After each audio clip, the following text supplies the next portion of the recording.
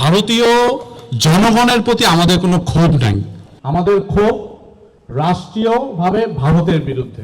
সবগুলো বাদ খুলে দিয়ে আমাদেরকে পানিতে আরো ডুবিয়ে মারে। তারা দায় স্বীকার করার পরেও তাদেরকে আইনের আওতায় নেওয়া হয়নি, উল্টো তাদেরকে বেকসুর খালাস দেওয়া হয়েছে। আপনারা জানেন যে 2009 থেকে 2024 পর্যন্ত এই খুনি হাসিনার ফ্যাসিবাদী আমলে বাংলাদেশের 588 জন বাংলাদেশি যারা সীমান্তে হত্যাকাণ্ডের শিকার হয়েছে, যার কোনো একটির বিচার আমরা আজ পর্যন্ত পাইনি। বিগত কয়েক মাসে আমাদের আরো অনেক ভাইয়েরা যাদেরকে সীমান্তে হত্যা করা হয়েছে, একটির বিচার এখন পর্যন্ত বাস্তবায়ন হয়নি। ভারতীয় জনগণের প্রতি আমাদের কোনো ক্ষোভ নাই। ভারতীয় জনগণের প্রতি আমাদের কোনো ক্রোধ নেই। আমাদের ক্ষোভ রাষ্ট্রীয়ভাবে ভারতের বিরুদ্ধে। তাদেরকে বলা হয় তারা নাকি আমাদের বন্ধু, অথচ বন্ধুত্বের কোনো নজির আমরা আমাদের জেনারেশন খুঁজে পাইনি। আমরা জন্মের পর থেকে যা দেখে এসেছি শুধুই বঞ্চনা। আমাদের উত্তরবঙ্গে তিস্তা প্রকল্প একেবারেই হালে পানে পাইনি। বারবার ঝুলিয়ে রাখা হচ্ছে তিস্তা।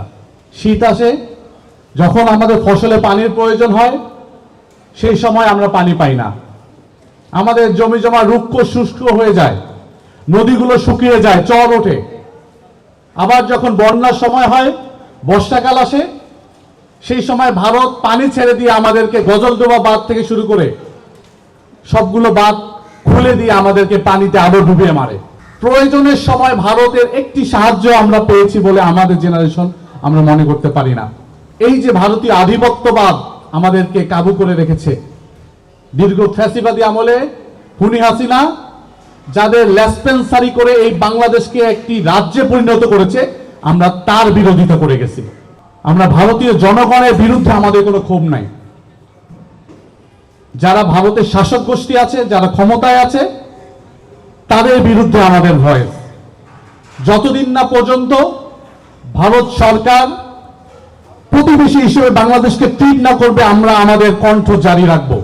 আমাদের ভয়েস রেইজ হবে ভারতের এগেইনস্টে যত না দিন পর্যন্ত তারা আমাদেরকে প্রতিবেশী হিসেবে যোগ্য সম্মান দিতে না পারবে। আমাদের বোন ফেলানী হত্যাকাণ্ডের 15 বছর পূর্তি হয়ে যাচ্ছে। তাকে যারা হত্যা করেছে তারা দায় স্বীকার করার পরেও তাদেরকে আইনের আওতায় নেওয়া হয়নি, উল্টো তাদেরকে বেকসুর খালাস দেওয়া হয়েছে।